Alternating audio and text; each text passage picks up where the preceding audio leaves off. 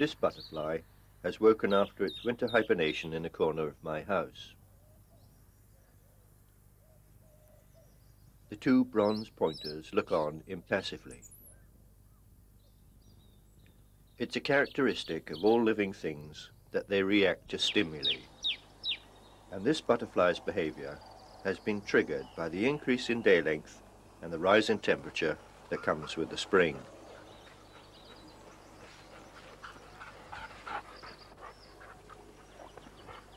These puppies have had their predatory instincts aroused by the sight of another fluttering butterfly. The game of chase has a function in teaching them how to use their bodies. The older dogs enjoy a chase when they're out at exercise too. This time it's the swallows that run the gauntlet.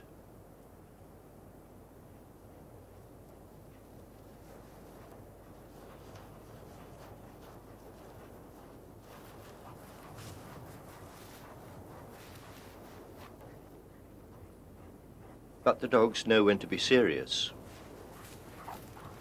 When they're out hunting, their minds are on game, and the swallows are forgotten.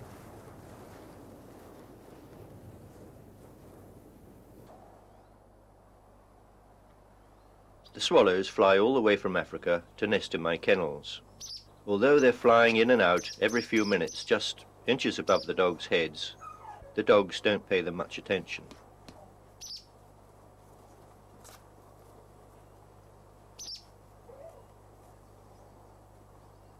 So the dog's behavior will be governed by the situation. They chase the swallows out in the field, ignore them when they're hunting, and pay them little attention in the kennels. So if you want your dogs to respond, don't forget to vary the training location by rolling over and allowing Sandy, an 11-year-old, to sniff him all over. And then he does a bit of sniffing on his own account.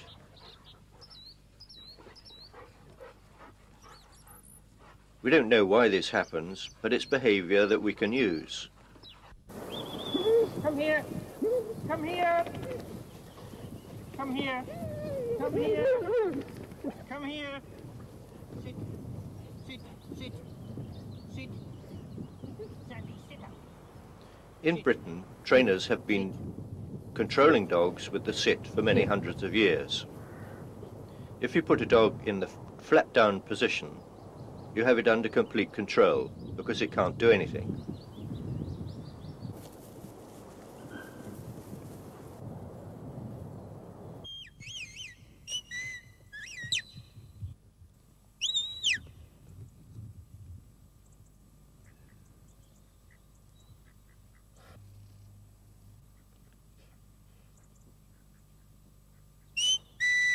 On your feet.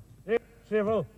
Civil. There are many similarities Civil. between the work Here. and training of sheepdogs Here. On your and feet. the work and training Here. of pointing dogs. Here. The stalk of a sheepdog feet. is very similar to the Here. point of a pointing dog. On your feet. And notice how the handler is using the sit to control his dog. Stand. On your feet. Here, stand. The sheepdog's natural tendency is to go round the flock and try and stop it escaping. And this is controlled by training, so that the dog will move either clockwise or anti-clockwise, On your feet. closer to the flock or further away. The number of commands seems to be very confusing, but there are in fact just a few basic commands and an infinite variety of grey areas between those commands. In this way, the dog can be controlled with great delicacy and finesse. That's a wild goose. Pat McGettigan, who's handling these dogs, picked the goose up as a gosling on the road, and he put it in amongst his Indian runner ducks that he uses to train his dogs. So the goose now thinks it's a duck. Keep away. Sit down. Sit down, please. Keep away. Pat's handling 5 sheepdogs in an attempt to drive the Indian runner ducks through his outstretched legs. Keep away. The ducks move off when the dog comes within what is called an escape distance. They don't feel comfortable with the dog that close, so they move off in an attempt to increase what is called the escape distance. There's a parallel here with the work of a pointing dog. The pointing dog will locate game by the air scent, and it can only do this if it comes within the scenting distance. If the escape distance is greater than the scenting distance, then the bird will fly off. This is why it's always a good idea to give a young dog the benefit of working on birds which are more inclined to lie to a point. In other words, we train on paired birds in the spring and on broods during the summer, and then gradually increase the degree of difficulty so that the dog learns to handle the birds as they become wilder. Sit down. Sit down, Lee. Get out. Sit down. Sit down, Lee. Now look at the most distant dog here. See the saliva dripping from his lips. There's no doubt at all what's going through his mind. Get out, Lee. Get out, Bailey. Get out, Bailey. Come out, Bailey. Get out, Bailey. Get out. Sit down. Get out, Bailey. Come, Bailey. Come, Bailey. Come, Bailey. Come, Bailey. Come, Bailey. Come, Bailey. Sit down. Come on up. Come on up. And he's done it. Sit up. Get away. Sit down. Come, Bailey. Sit down. Get away. Sit down. Sit. Get out. Sit down. Get out. Sit down. Sit down. Keep away. And now that's all over, the goose comes back. Get out. Get out. Out. Sit down, Lee. Although he thinks he's a duck, Get out. Sit down. Get out. the Sit down. wild ancestry decrees that he has a larger escape distance Sit down there. Get up. than the ducks, and so he flies off to avoid a confrontation with dogs and humans. Come,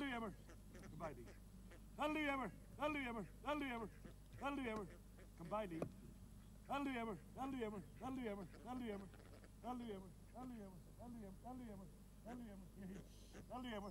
And just to show that these dogs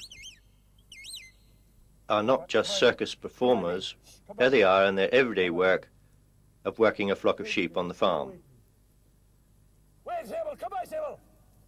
I'm sad to say that since this film was made, Pat McGettigan died of a heart attack. I lost a good friend, and Scotland certainly lost a very good sheepdog handler and trainer. Get away, Lee. Come, Bailey. Sit down.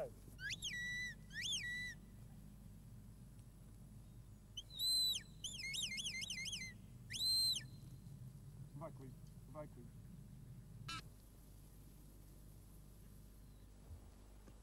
If you remember from the pointing instinct, we used the sit to control dogs at that critical moment just after birds are flushed, when they could conceivably chase. Here's a young dog that would like to do just that. The bird's flushed, he'd like to chase, but the sit takes priority. And we use the sit just to control the dogs and bring them under subjection when we need to call them in or do something else.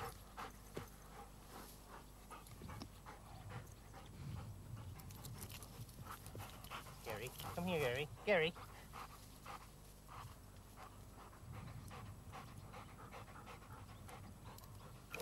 Boys.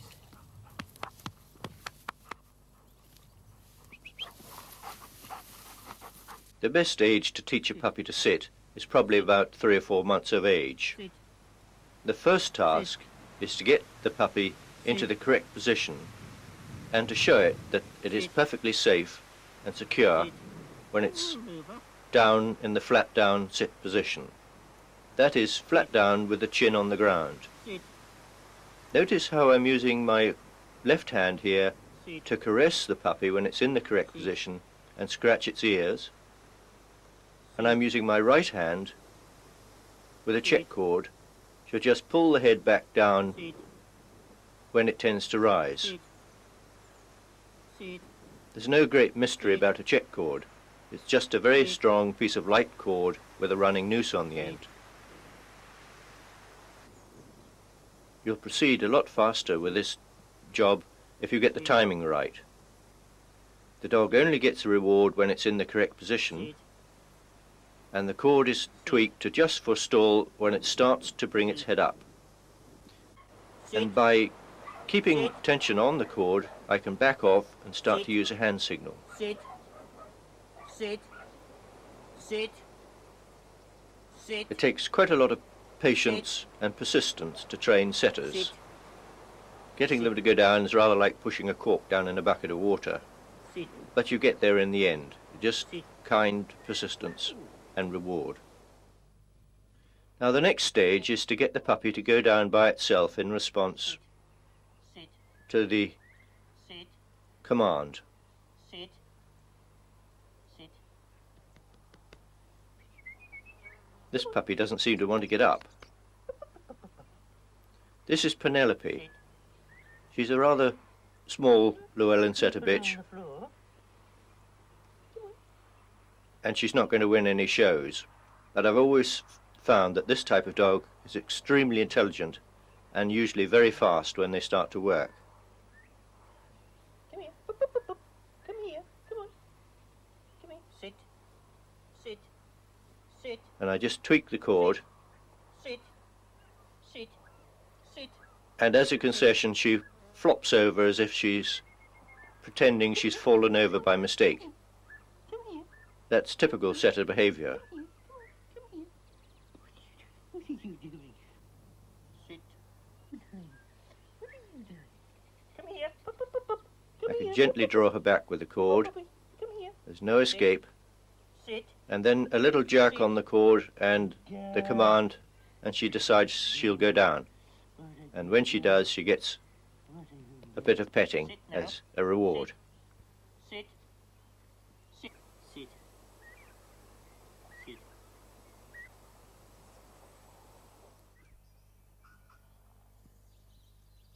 We all want what we can't have, and we've been training our dogs to retrieve by this method for a very long time indeed. What we're doing is awakening the dog's predatory instincts. The old hat takes on the role of the fluttering butterfly.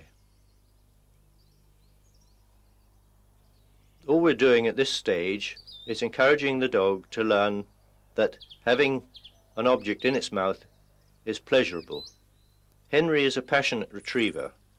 Blackie is not a natural retriever, and the setters will be natural retrievers, although they're probably better on game. If you have to take an object out of a dog's mouth, just gently press its lip up against its teeth and push your hand in its mouth and prise the jaws apart. It can be done very quickly and without causing any pain.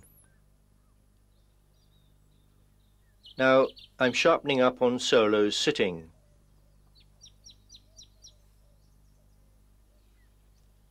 I'll repeat until the actions become automatic. He's being told to sit, and then he's called to me, told to sit, called to me, told to sit, called to me. And I'll go over and over and over until he does it without even thinking about it.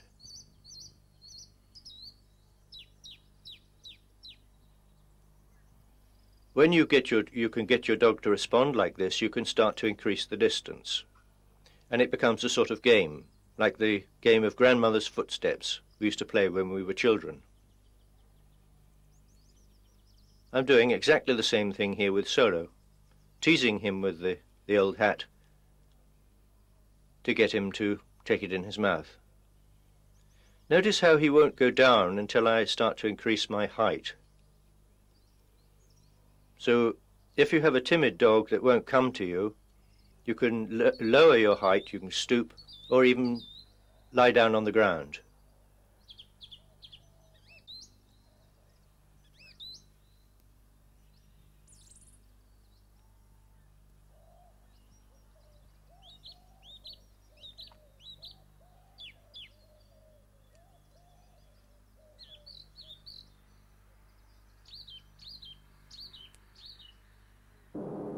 I have an arrangement with a local grain processing company, and I'm allowed to put my traps on the roof of their warehouses. I can catch all the pigeons I need. The pigeons are a very useful bird to train dogs on because they seem to have a gamey smell. But don't try and fool old experienced dogs.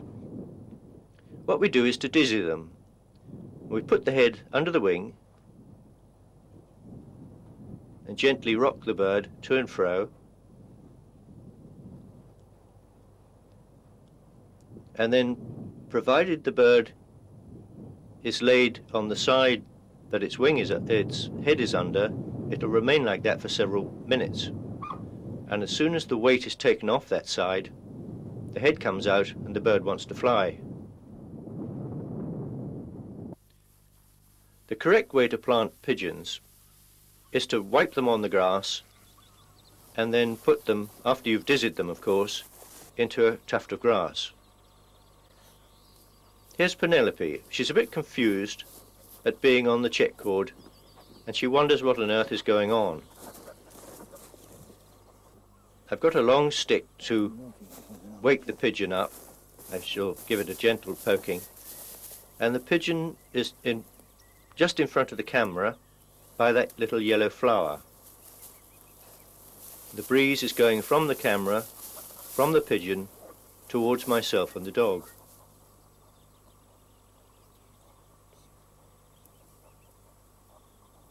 Penelope doesn't seem to have any idea that there's a pigeon there, because she hasn't yet learnt to use her nose. But look at the transformation that takes place when she realizes that there's a bird there.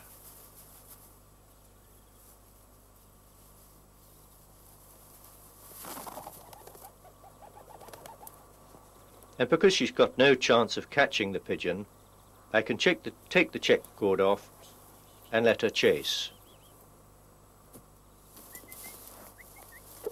Every morning I have a ritual. As I have my cup of tea, I load the blank pistol. I'm using Turner Richard dummy launcher blanks. They're the long ones and they give a tremendous bang.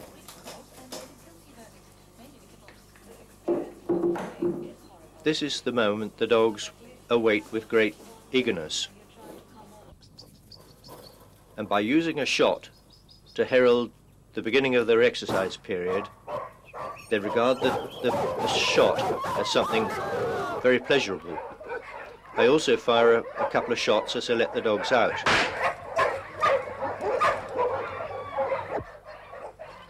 They're not required to drop to shot at this stage.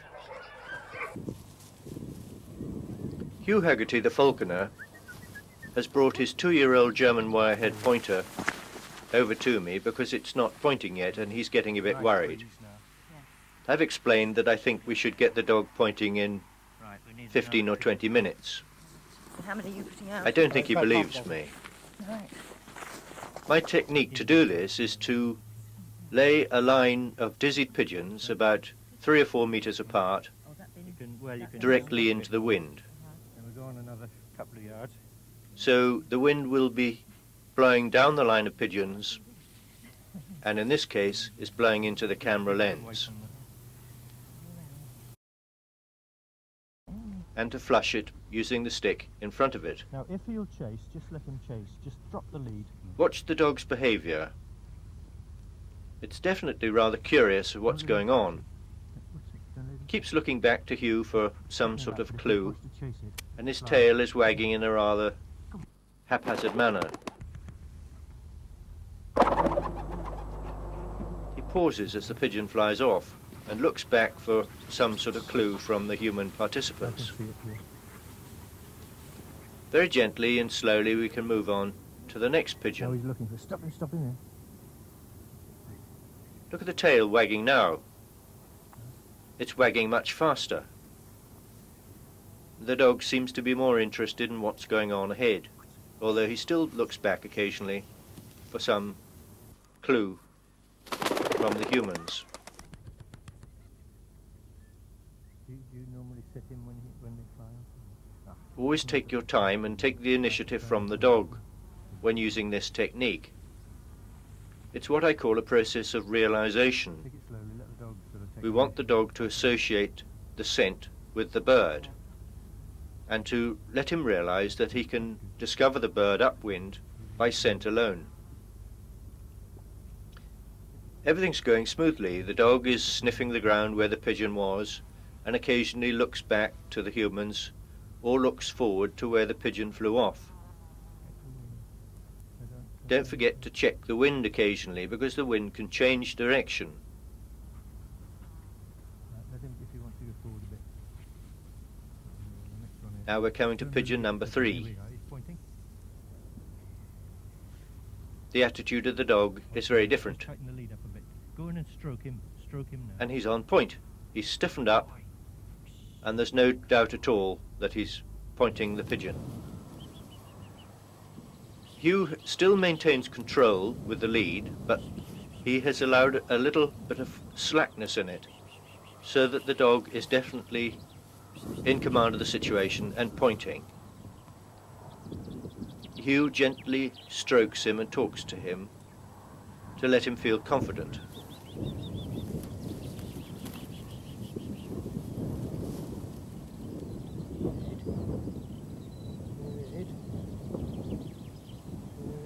You could at this stage, if your dog has been trained well enough, get it to drop to wing. But that's not essential. We simply want to get the dog to point. Now the dog's whole attitude has changed. It's using its nose and it's hunting for game. To get some idea how scent behaves, we can light one of these plumber's smoke bombs, which are used for testing drains. It's a cold, still, frosty day, and there doesn't appear to be any wind at all. Yet the smoke fans out from a point source into this cone, which gives some idea of why we talk about a scent cone.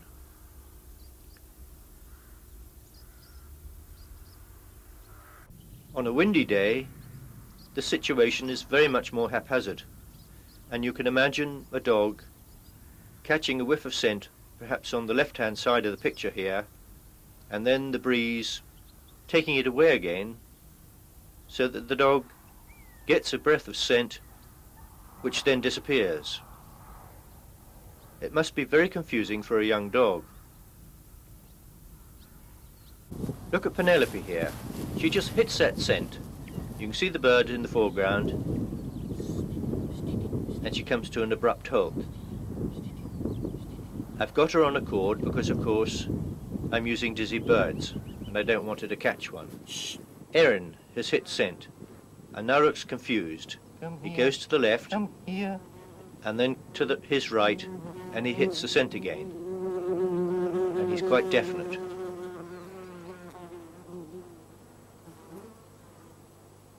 The longer you allow a dog to point like this, the more staunch they will become.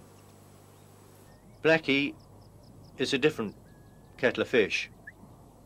He is perhaps a bit too staunch. He's got a very good nose, and he's very intense on point.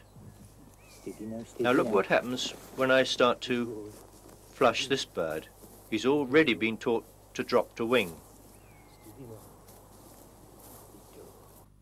And as the bird flies, he drops down. Oh, what a clever boy. What a clever boy. What a clever boy. Oh, he's clever. Isn't he clever? Look at Blackie again. He's really getting very good. He's dropping now in anticipation of the bird flushing. Dogs are very good at anticipating events. Find it.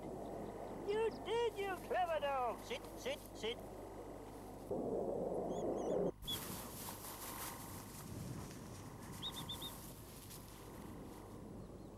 Blackie's reached the stage where he really needs some birds killed to his points. But it's the closed season, and we don't shoot planted pigeons.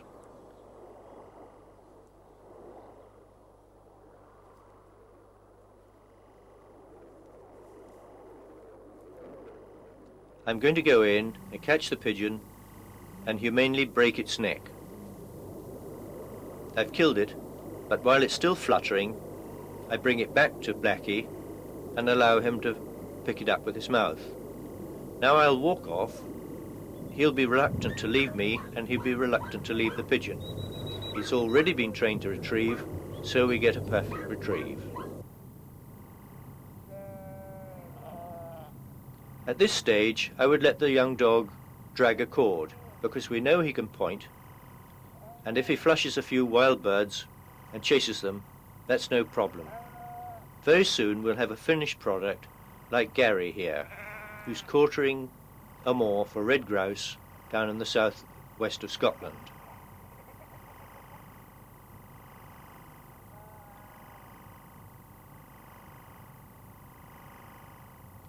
There we've got a point and a back, and the dogs are roding forward to get a positive location on a covey of red grouse.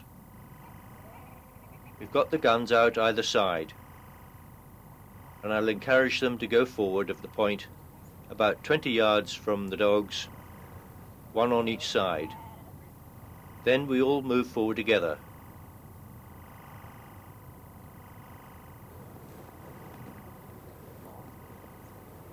Because our birds are inclined to run, the dogs will move forward with the handler to put up the birds. And there goes the covey, and we've got one down. The guns will reload, and the dogs will be required to work out where the birds were lying. There could easily be one or two stragglers left in the heather.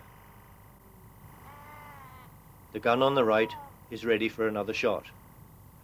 Don points a dead bird, and I bring it back and show it to them.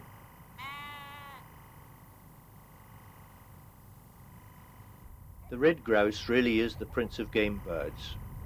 It's this bird which has helped form our pointers and setters, the English, Irish and Gordon setters and the pointer. It's a truly wild game bird and a delight to hunt.